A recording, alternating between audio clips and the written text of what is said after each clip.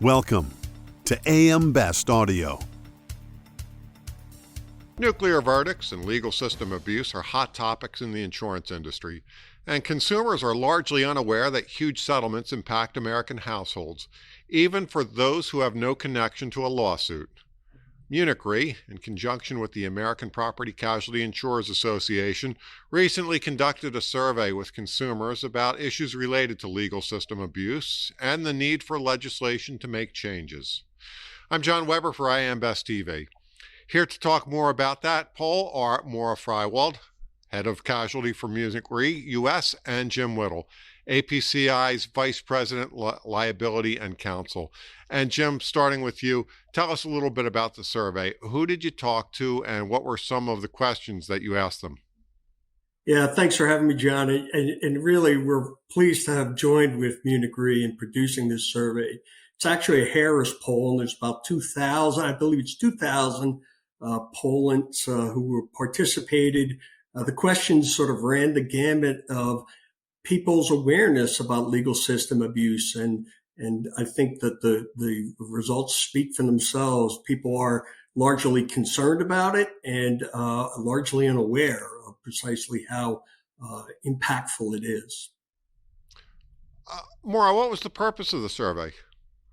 Well, the purpose of the survey, John, was to raise awareness among consumers, the insurance industry, and the business community that things need to change. If we don't do anything about this, legal system abuse will lead to higher insurance premiums, financial strain on insurers, and also the depletion of municipal resources. Most consumers don't necessarily know that legal system abuse hits everyone's budget and that the investors, not necessarily the insured parties or the policyholders, are the ones that are making huge profits from these lawsuits or verdicts. This survey shows that consumers want legislators to take action. As nuclear and thermonuclear verdicts continue to escalate, so will risk for insurers and the cost for the policyholders. And Jim, what were some of the findings of the survey? Sure. Well, I think, some of the highest findings, I think, were that people understand how impactful lawyer advertising is, for example, in terms of both generating demand for more claims and litigation that benefits trial lawyers, obviously. And secondarily, really one of the major takeaways is how little they know about investment in claims themselves that are being pursued against civil defendants around the country. And finally, I think it was only a third of people who were aware of what we like to call the tort tax. You often hear that referred to amongst members of our community who are examining this issue. $3,600 a year on average across the nation. Only about a third of people are aware of that. And I think when they realize how impactful that is for them personally, it really sharpens their interest and understanding of the issue. Maura, how big of a problem is legal system abuse, and just how did we get to where we are today? In the past decade, the insurance and reinsurance industry has used metrics to gain better understanding of the impact of legal system abuse, but it's complex. And the data does not necessarily become readily available. The lines of business that are most impacted by legal system abuse are commercial auto, general liability, including products liability, medical malpractice, professional liability, and D&O. There are several factors that are impacting the reason why we're here today, and public sentiment, the public mistrust of companies, the jury pools that are shifting around the country, and a very well organized and a very well funded plaintiffs bar, especially with regards to attorney advertising and third party litigation funding. Just last week, John, I attended an industry presentation by ATRA, and they reported that in 2023, $2.4 billion were spent on more than 26 million attorney ads. That's 5% more than what they spent in 2022. And with regards to third-party litigation funding, That allows hedge funds or other contributors to fund lawsuits subsidizing litigation costs on behalf of the plaintiffs in exchange for a portion of their judgment or their settlement. The amount of money invested in litigation funding it also continues to grow. And in 2022, Westfleet Advisory put out a study where they found 44 founders of that contributed about $3.2 billion of litigation finance, which is a 16% increase from the year prior. So all in all, there's about $13.8 billion in assets under management by litigation funders. Now, there is no evidence that legal system abuse is slowing down in 2023, but there is evidence that the severity is almost uniformly rising. In the 5 years prior to the pandemic, there was a 178 increase in the number of nuclear verdicts, and the median value of those settlements increased by 41%. In the absence of transparency regarding third-party liability litigation funding, the escalation of attorney ads, and the uncertainty of the tort system, this just adds complexity to the modeling and the pricing of the casualty lines of business. Sounds like litigation funding is a lucrative business. Customize your data experience. BestLink now offers an interactive company dashboard that provides company-level intelligence in a fast, user-friendly interface featuring interactive tables, charts, and Sparkline performance histories. Customize the dashboard tiles to prioritize the insurer ratings, data, and analytics that best support your workflow. AM Best. Our insight, your advantage. Jim, what are some of the factors contributing to legal system abuse? I think that Maura actually covered some of these, but I think I have to emphasize legal advertising. I think that is incredibly important. And just in terms of television advertising, the last year that we saw numbers fully available, we're talking about $1.4 billion being spent simply on TV ads over a course of 5 years, $6 billion. And I think it's important to recognize that this is actually a form of reptile theory. The idea really behind this, you have to give the plaintiffs bar a lot of credit here.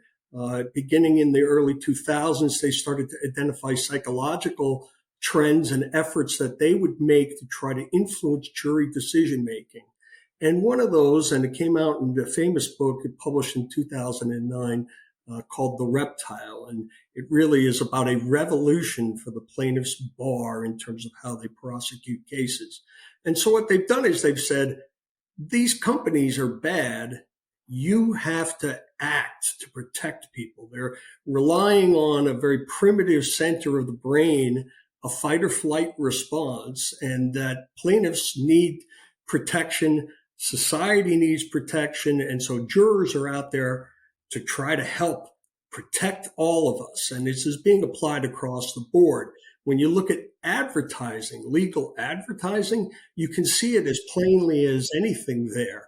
They're talking about dangerous drugs, dangerous vehicles, all sorts of danger and how you need to act to protect everyone. And so you've got this sort of synergy that's going on in terms of the theory of the plaintiffs bar and how they behave, and then their application of that across all sorts of issues. Legal advertising, again, reptile theory, jury anchoring, another effort by the trial bar to basically plant a dollar value in the minds of a jury. And it becomes, and there's actually been studies on this, John, that show that that becomes incredibly hard to work against in terms of a defendant and or a civil defendant and their needs in litigation. They're relying on emotional response, not evidence. We see it in damages, the increase in damages across the board. Phantom damages is a real challenge. And the idea is simple. It's paper damages. There's no actual economic value at stake in some of these. It's simply a medical provider's 10 times their normal rate that they would accept from an insurer, for example. And it can go on and on, these efforts by the bar, the plaintiffs bar, I should say, to build up cases, build up demand for litigation, and generally unmoor people's thinking about what the civil justice system ought to be. Litigation financing, medical financing, these again are all things that are driving all of this breakdown in civil justice. Jim, the results say that an overwhelming majority of the American public wants some form of legal system reforms. So how is the insurance industry taking this message to lawmakers, and on what level, federal or state legislative? Where are you looking to make the biggest difference? We're looking at both, John, and we're working very hard every day to help educate public policymakers about the implications of legal system abuse. We're working in the states and at the federal level, both in the legislative and regulatory space, as well as even in cases. If there's matters that need our input as an industry, we're working to try to educate judicial decision makers as well. So it's a across the board effort. If you're asking about particular topics, litigation financing, medical financing, phantom damages, these are all important issues that we're educating policymakers on simple changes that they can make that can have a real impact. There should be disclosure and discovery of this activity. That's something that the survey results show very strongly that people want to know. And it makes sense. It's just common sense. It goes to whether or not there's credibility behind a case. And so jurors and individuals and the respondents to the survey, they get it. People understand if they're given the information, they understand what the implications could be. In the meantime, Maura, what's the insurance industry doing to combat legal system abuse?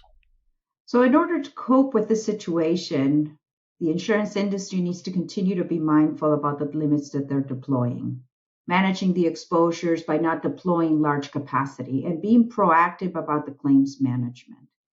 The use of data and technology to improve this exposure and the risk modeling to identify claims or legal or underwriting trends early is also incredibly important. But I think what Jim alluded to with regards to preparing the defendants and the witnesses to be more effective when dealing with the plaintiff's bar tactics is key.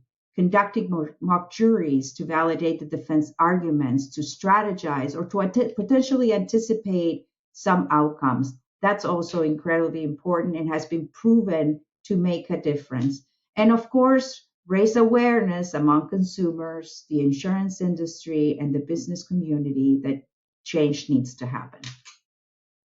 Thanks, Maura. Jim? Thanks, John. Thank you for having us. That's Maura Freiwald, Head of Casualty for Munich Re US, and Jim Whittle, APCI's Vice President, Liability and Counsel. And I'm John Weber for AM Best TV.